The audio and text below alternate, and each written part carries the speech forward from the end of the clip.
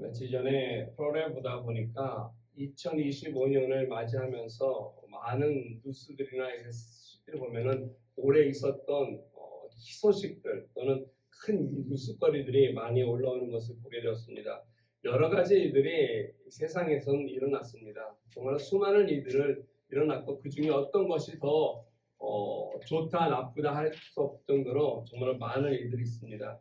그런데 그 많은 일들을 보는 가운데 마음에 좀 안타까운 일들, 아쉬웠던 일은 또 그 일들 가운데 이런 일들은 내년에 다시 있으면은 있지 않았으면 좋겠다 하는 이런 바람이 있었던 일들은 제가 좀 보면서 그런 일들이었어요.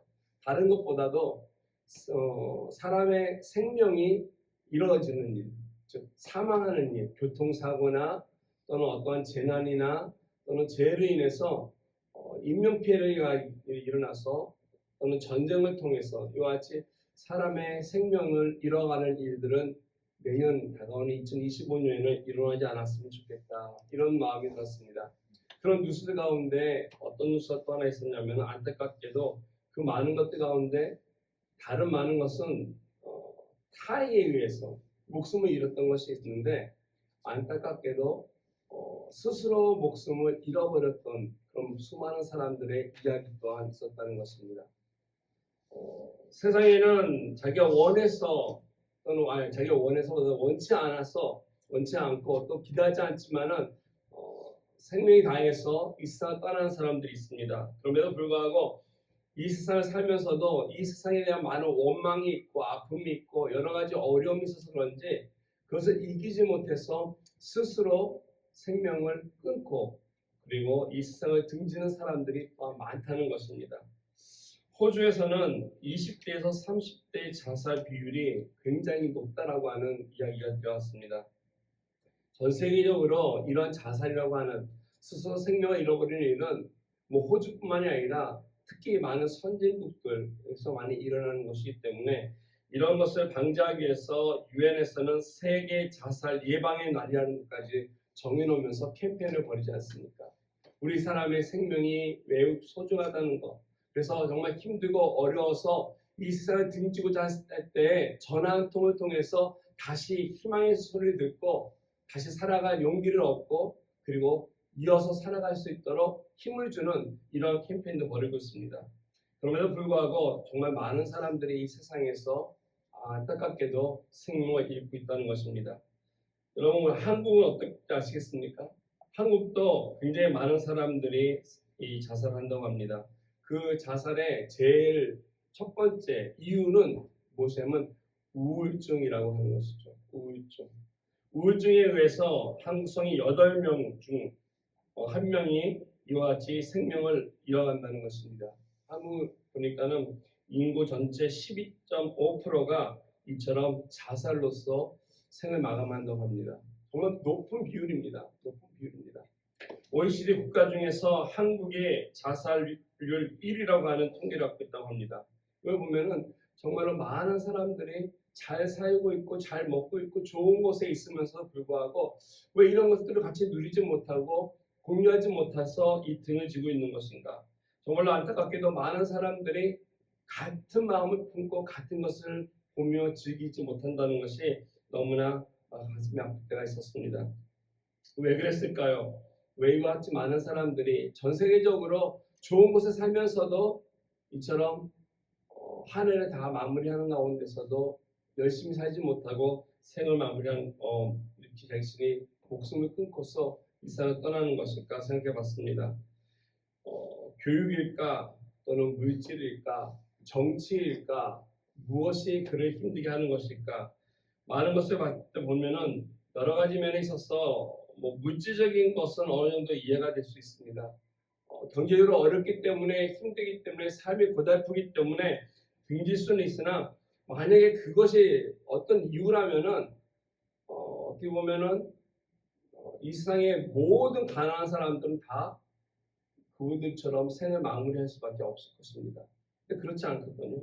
또 반대로 만약에 돈이 없어서 자살하는 것이 아니라면 부유한 사람들은 어떻겠습니까? 그럼 부자들은 다 행복해야 되고 오래 살아야 한다는 것일까요? 그렇지 않다는 것입니다. 아무리 가난할지라도 또는 아무리 부자일지라도 그들이 이 세상을 살아가면서 힘을 잃고 마음의 상처를 받고 또는 어려움을 당해서 이 세상을 등질 때는 그들에게 있어서 아픈 것이 있다는 것입니다. 그것은 다른 무엇보다도 그들 마음속에 있는 문제가 있다는 것입니다. 어떤 외적인 것이나 환경이 그들로 하여금 이와 같이 목숨을 잃어버리게 하는 것이 아니라 그들의 행복을 빼앗고 기쁨을 빼앗는 원인을 보면은 우리 사람들의 마음속에 근본적인 문제가 있음을 우리는 살펴보고 있다는 것이죠. 그 문제가 무엇이냐면 성경에서는 그것을 한마디로 얘기하고 있습니다. 죄라는 것입니다.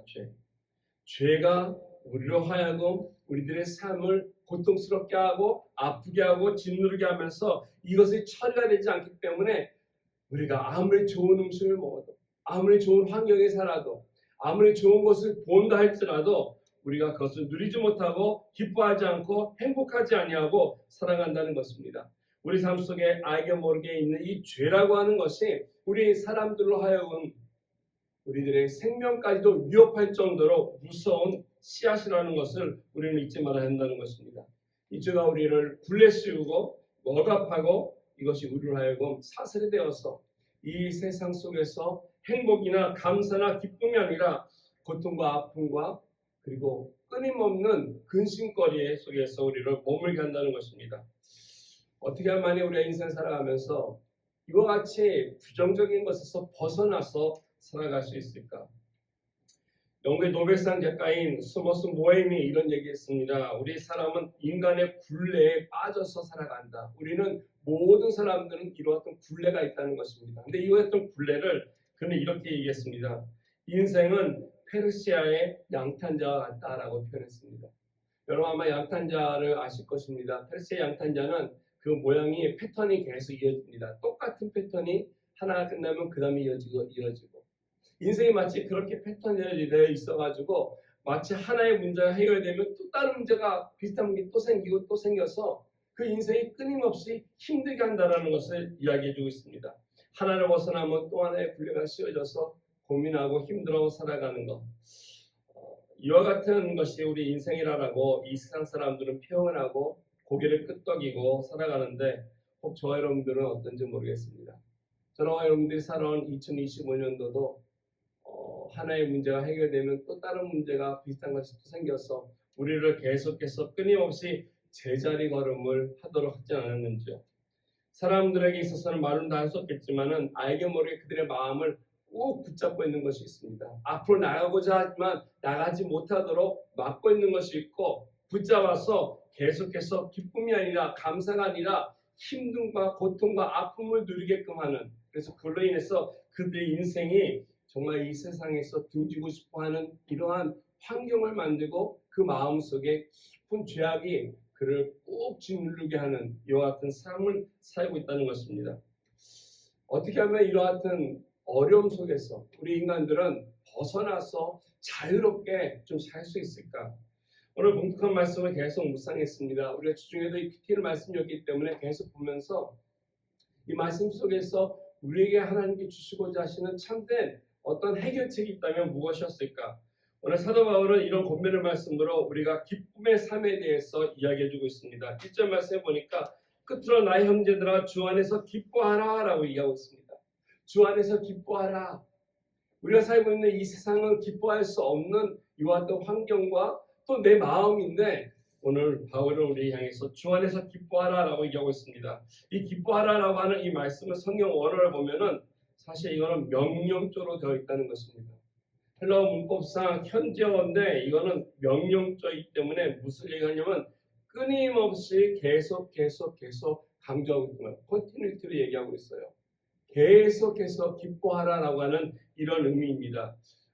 멈추지 말라는 것입니다. 기뻐하는 삶을 멈추지 말라고 하는 것. 이것이 바로 하나님이 우리에게 바라는 어떻게 보면 축복이라는 사실을 오늘 얘기해주고 있습니다. 주 안에서 기뻐하라. 그런데 저는 이 말씀을 보면서 우리는 왜 기뻐하지 못할까? 이 말씀 속에서는 분명히 우리에게 주어지는 이 명령이 기쁨에 대한 축복임에도 불구하고 또 한 가지 있음을 발견했습니다. 그것은 뭐냐면 이것이 우리에게 대한 사명이라는 것입니다. 기뻐하라라고 하는 것은 내가 해도 되고 안 해도 되는 선택이 아니라 이 땅에 살아가는 모든 인간들을 향해서 하나님께서는 너희가 너희들을 향해서 준 축복이 있는데 이 명령이 기뻐하라라는 것인데 이것은 사명으로 받고 기뻐할 수 있도록 살아가라는 것입니다. 그래서 사명하면은 흔히 우리가 뭔가 선교를 한다든가 봉사를 한다든가 뭐 열심히 헌신하는 것을 사명으로 생각하는데 그것만이 사명이 아니라 예수를 믿고 예수를 안에서 살아가는 사람, 예수를 만난 사람은 우리에게 있어서 사명이 있다는 것입니다. 그게 무엇이냐? 기뻐해야 한다는 것입니다. 이 세상에서 저와 여러분들은 사람들이 볼 때, 다른 사람들이 봤을 때 예수를 믿는 우리들 향해서는 행복하게 살아야 할 책임이 있는 존재라는 것입니다. 저 여러분들이 행복하게 살 수 있는 사명을 가지고 반드시 살아야만이 이 세상에서 하나님이 원하시는 주 안에서 기뻐하라고 하는 이 놀라운 축복을 소유하고 일어나갈 수 있다는 것입니다. 문제는 이것이 쉽지 않다는 것입니다. 오늘 바울은 1절 말씀에 보면 이렇게 표현하고 있습니다. 너에게 같은 말을 쓰는 것이 내게는 수고로움이 없고 너에게 안전하다라고 얘기하고 있습니다. 같은 말을 여러 번 내가 쓰는 것을 또 여러 차례 얘기했다라고 얘기하고 있습니다. 이렇게 같은 말을 여러 번 했다라고 하기 때문에 어떤 사람들은 이 빌립보서를 보면서 바울이 빌립보를 향해서 편지를 이 서신이 아니라 여러 차례의 서신을 쓰지 않았을까라고 이야기하기도 합니다. 마치 우리가 얘기하는 것처럼 고린도 전서 후서 외에도 다른 서신을 쓴 것처럼. 그런데 그렇게 볼 필요 없이 오늘 말씀에 보면은 기쁨이라고 하는 것을 빌립보 전체 여러 차례 얘기합니다.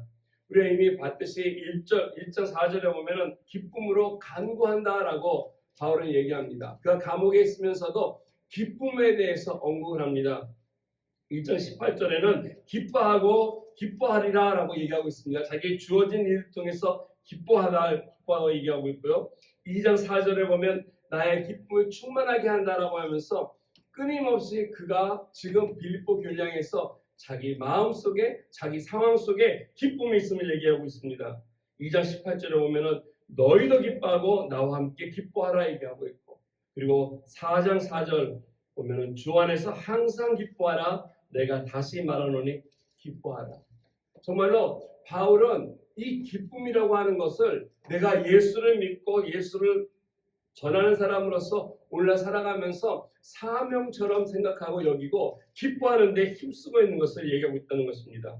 왜 이처럼 빌립보 교회를 향해서 기쁨에 대해서 여러 차례 반복을 하면서 이야기하겠습니까? 반복한다는 것은 딴 말로 하면은 이야기한 것이 들려지지 않았거나 지켜지지 않았기 때문에 하는 것입니다.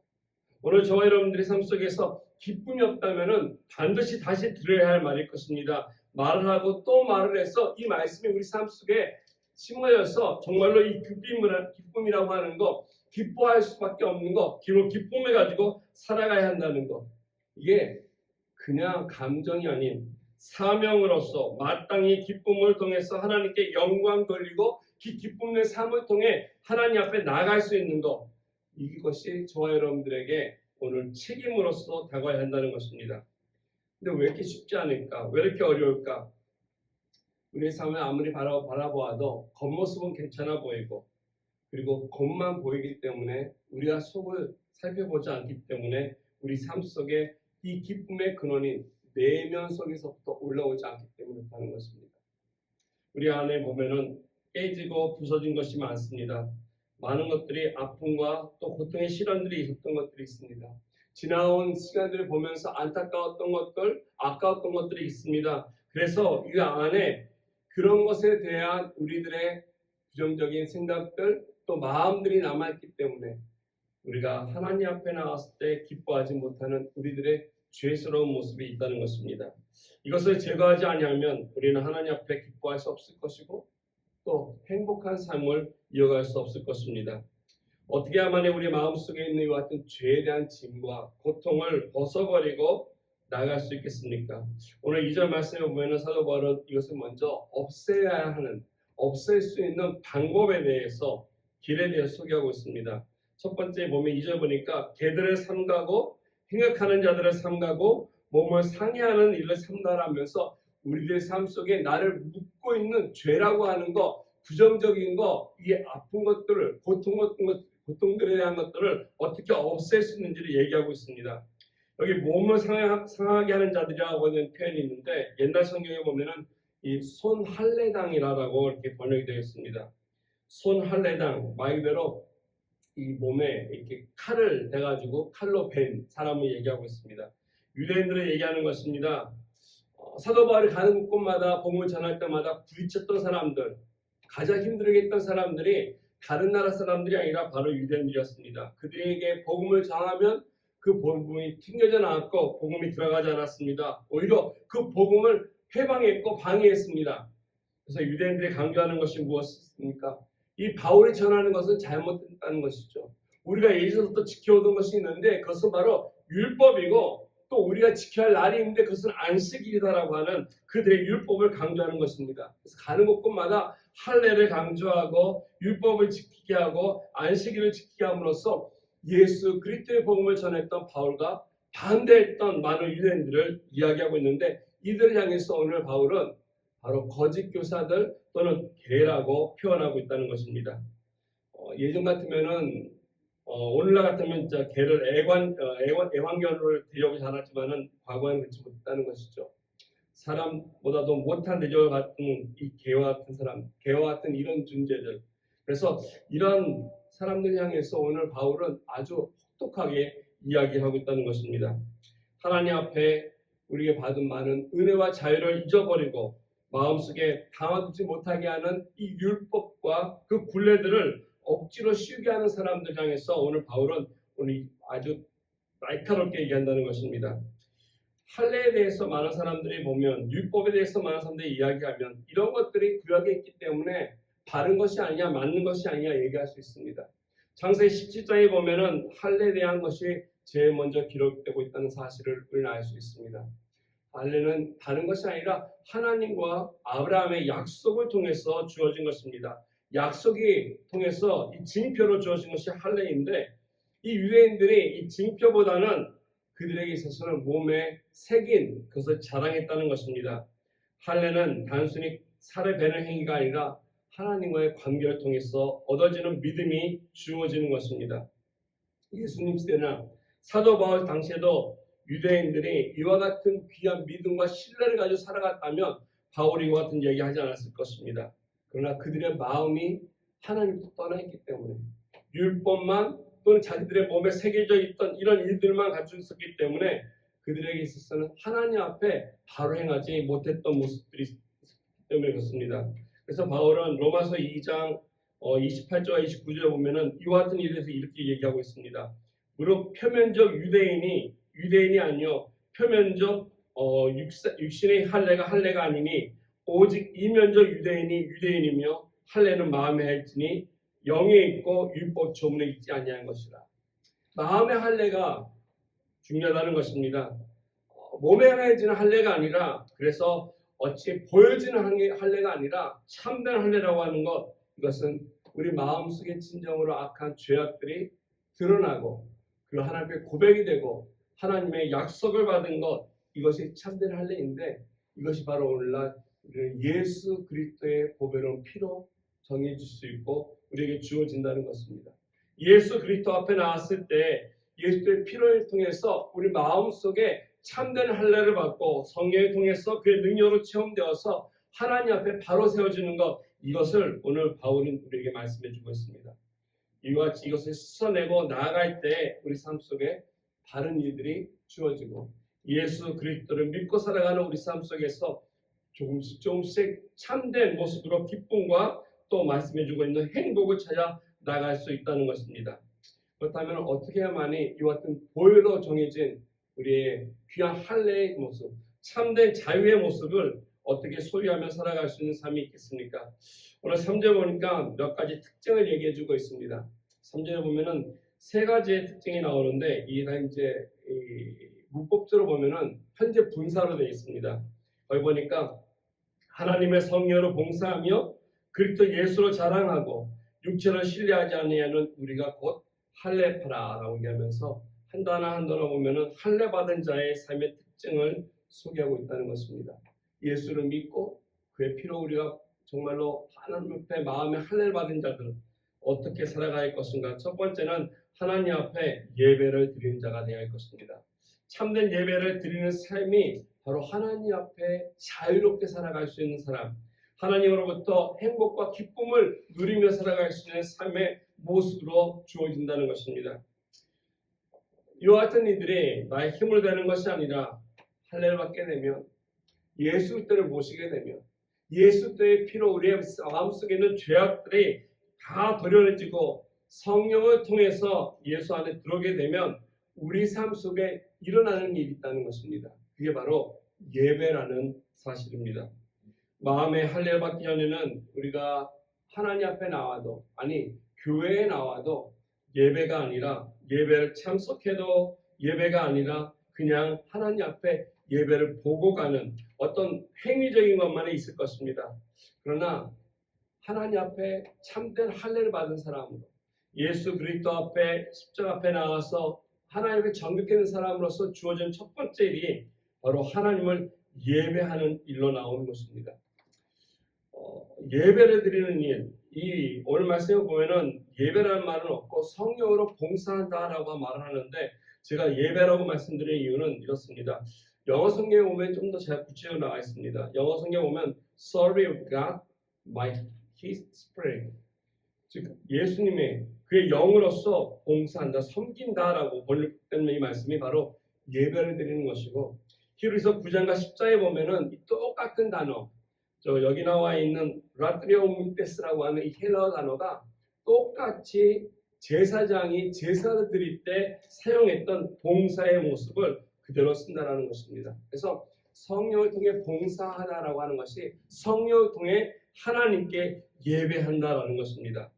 우리가 예배드리는 것이 단순히 어느 장소에 나와서 앉아서 순서에 따라 어떤 일들이 진행하는 것이 아니라 하나님 앞에 드리는 우리들의 마음속에 있는 참된 할례를 통해 주어지는 행동이라는 것입니다.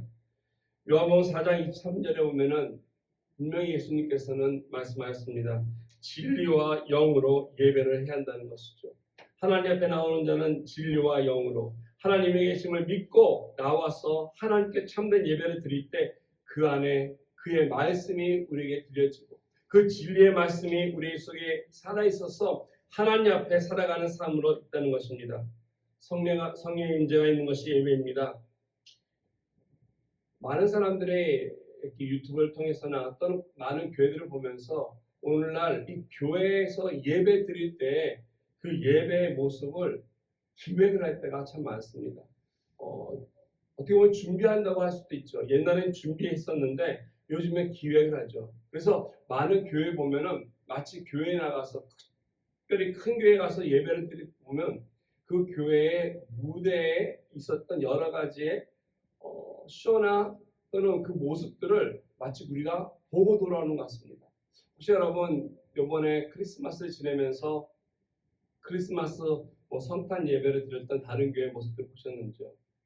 그 예배의 모습을 보시면은 그 안에 많은 것이 하는 것들 보면은 하나님께 드려지는 예배의 모습보다 그들이 하는 발표와 아름다움과 웅장함과 그것들을 보일 때 너무나 많습니다.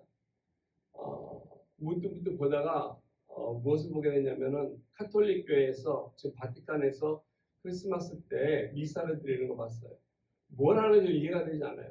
하나하나 여러 가지 행사를 많이 합니다. 성령체 갖고 오기도 하고 이렇게 향신료를 이렇게 해가지고 향을 내기도 하고 여러 가지 절차를 하는데 저것과 하나님께 예배드리는 것과 무슨 관계가 있을까? 저 사람들이 여기 앉아서 하나님과 어떤 문제와 하나님과 무슨 교제를 할 것인가? 앞만 봐도 이해가 되지 않더라고요. 수많은 사람들이 예배에 대해서 잘 알고 있지 않기 때문에 우리가 참된 성령으로 오늘 말씀대로 봉사, 우리가 섬기게 된다면은, 예배하게 된다면은 우리 마음속에 임재하는 것이 바로 하나님의 임재하심이 있다는 것입니다.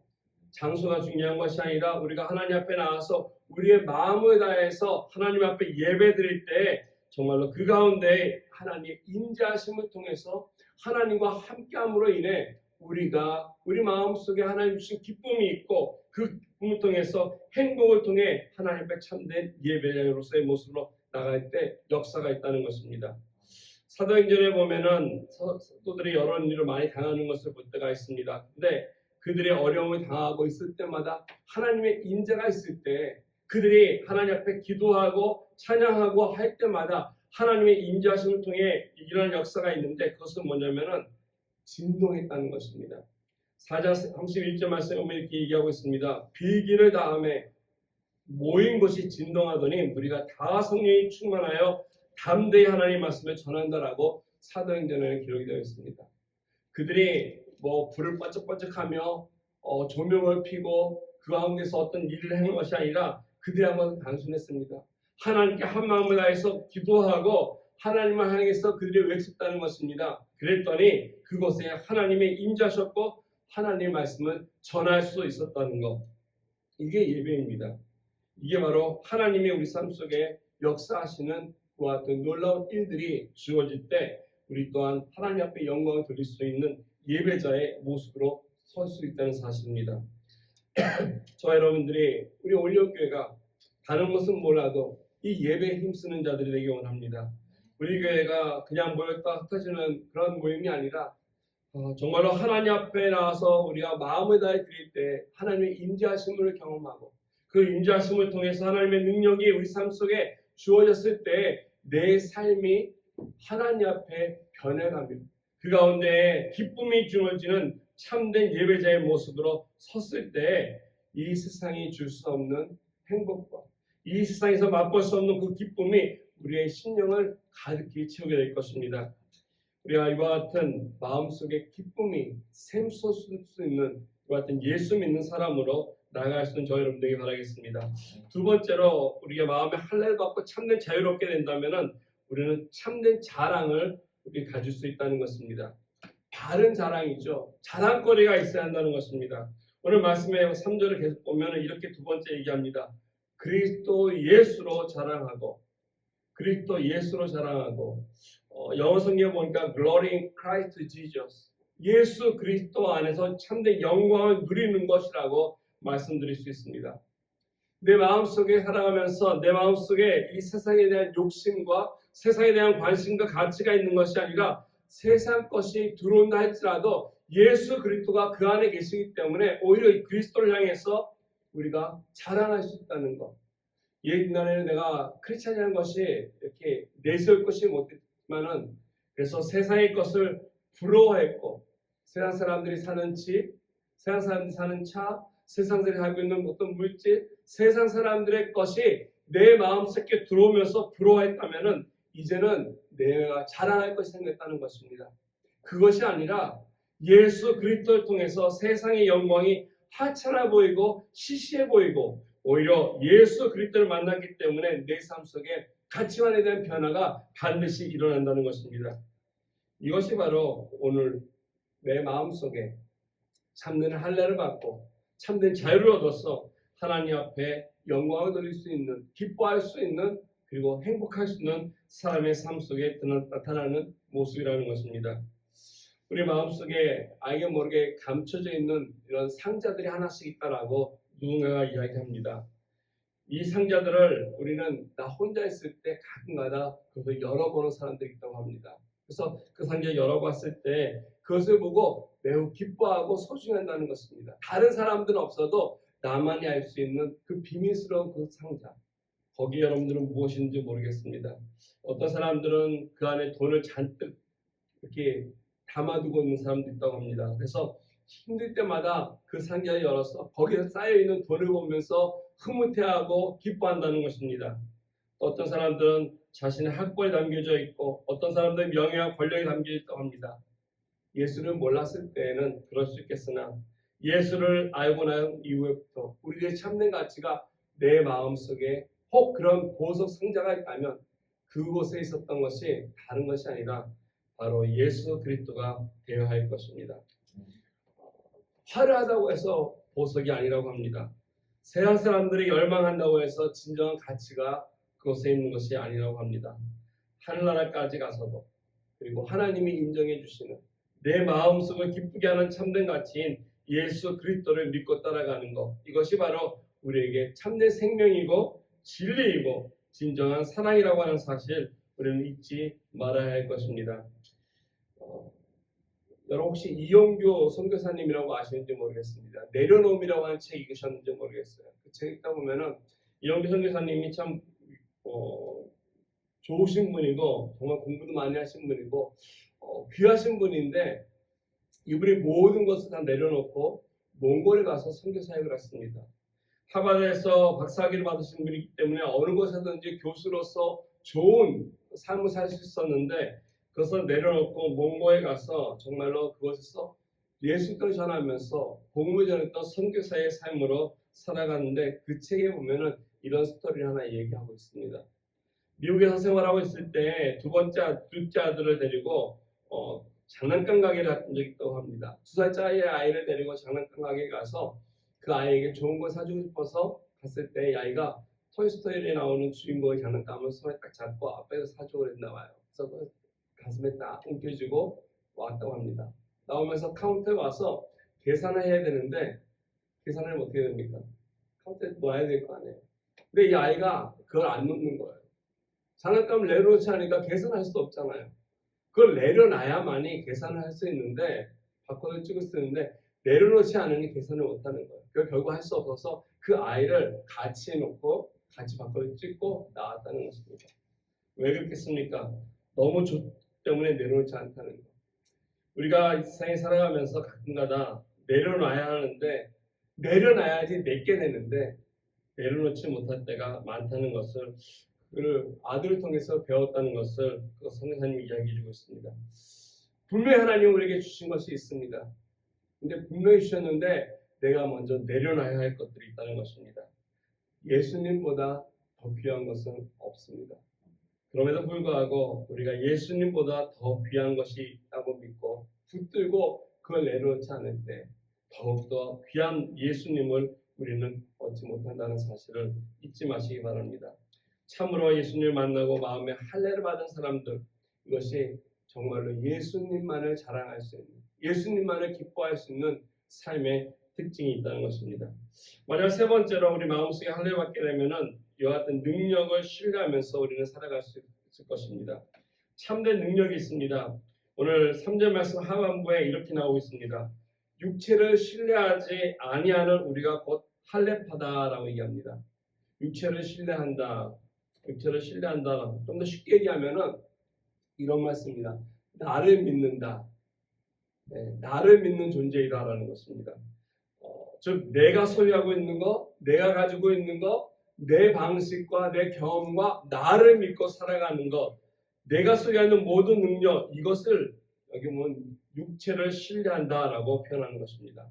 예수를 만나기 전에 예수를 몰랐을 때는 나를 믿을 수 있습니다. 나밖에 믿을 수 있는 존재가 없기 때문에 그렇습니다. 나의 능력을 믿고 나의 지식을 믿고 내가 연관된 것들이 나의 인생을 안전하게 해준다고 생각하기 때문에 그것을 믿을 수밖에 없습니다. 그러나 예수님을 만나고 나서는 육체를 신뢰하는 것이 아니라는 것이죠. 예수님을 만나고 나서는 육체를 신뢰하는 것이 아니라 하나님을 신뢰하기 시작해야 한다는 것입니다. 인생에 문제가 생겼을 때 나를 믿으면, 내 자신을 믿으면 우리는 그것을 해결할 수 없을 것이고 오히려 그 해결하지 못함으로 인해서 더욱더 어려움으로 인해서 좌절하고 상처받고 세상을 등질 수도 있는 결과를 초래할 수도 있을 것입니다. 그런데 나를 믿는 것이 아니라 내가 만난 하나님, 전능하신 하나님을 믿게 된다면 우리는 앞으로 있을 두려움과 염려와 근심에서 우리를 자유롭게 되고 참된 기쁨을 얻게 된다는 것입니다.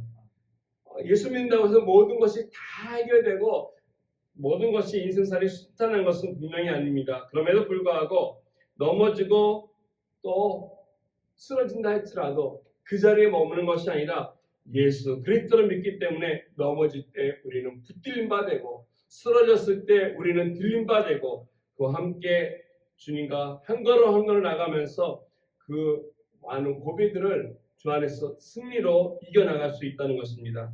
하나님을 바라보면 다시 일어설 수 있기 때문에 그렇다는 것입니다. 출애굽기 15장에 보면 이스라엘 백성들이 하나님 앞에 복을 받았습니다. 그래서 오랫동안 노예 생활하던 그들이 자유를 얻어서 해방이 되어서 이제 자유롭게 그들에게 주어진 땅을 향해 나가게 되었습니다. 나가는 과정 속에 홍해를 건넜습니다. 정말 놀라운 일을 맞이했습니다. 그리고 나서 홍해를 건넌 후에 그들이 3회를 걸었습니다. 3회를 걸어가는 동안에 안타깝게도 마실 물이 없기 시작하자 많은 사람들이 갈증에 해소했고, 그리고 한 명, 두 명, 그리고 수많은 사람들이 모세를 향해서 원망하기 시작했습니다. 하나님이 왜 우리를 이와 같은 곳에 보내서 여기서 목마름을 일해서 갈증을 해서 우리 다 죽게 만드냐는 것입니다. 그들이 나온 사람들이 200명이 아니라 남자만 60만 명, 즉 모든 아이까지 합치면 200만 명이라고 넘는 어마어마한 사람이라는 것입니다. 어마어마한 사람들이 마실 물이 없어가지고 그들이 나왔을 때 할 수 있었던 건 두 가지였습니다. 하나는 무엇이냐면은 하나님을 향해서 원망할 수 있는 것, 이것을 했다는 것입니다. 그래서 그들은 하나님을 향해서 원망을 다했습니다. 할 수 있을 만큼 했습니다. 아마 욕도 했을 것입니다. 원망하면서 실망하고 표현할 뿐 아니라 모세를 심지어 죽이려고까지 했습니다. 그들은 그것을 열심히 했습니다. 반면에 모세는 그들과 달랐습니다. 선택을 달리했습니다. 원망하는 쪽을 택했던 이스라엘과 달리 그는 조용히 하나님의 무릎 꿇고 기도하는 쪽을 택했다는 것입니다. 원망의 소리와 모세의 기도 소리, 두 소리가 하나님께 들렸을 것입니다. 수많은 사람의 원망의 소리와 그 수많은 사람의 원망의 소리 가운데서 작지만 하나님을 향해서 외쳤던 모세의 기도 소리, 그 소리 들으시고 그것에 있었던 조그만 우물을 통해서 하나님은 나뭇가지를 넣게 하시고, 그리고 마실 수 없었던 마라라고 하는 그 쓴물이 많은 사람들로 하여금 생명을 살릴 수 있는 역사가 일어나는 물로 변하게 하셨다는 것입니다. 뿐만 아니라 그들로 하여금 하나님이 어떤 분인지를 가르쳐 주시고 여호와 라파라고 하는, 그들을 치료하시는 하나님이라고 하는 하나님을 보여주셨습니다. 우리 삶 속에 어려울 때가 있습니다. 받은 복이 있습니다. 그것에 예수 그리스도의 십자가가 함께한다면 우리들의 인생은 변할 수 있다는 것입니다.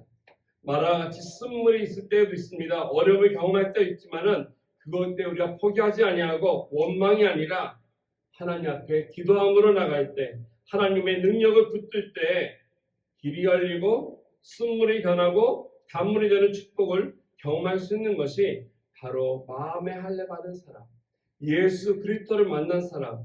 그래서 하나님께서 오늘 향해서 기뻐하라라고 명령하시고 그 놀라운 기쁨의 축복을 주시고 사명을 주신 사람의 삶 속에 임한다는 사실입니다. 올해 한 해 여러분들의 삶은 기쁜 삶이 되셨는지요?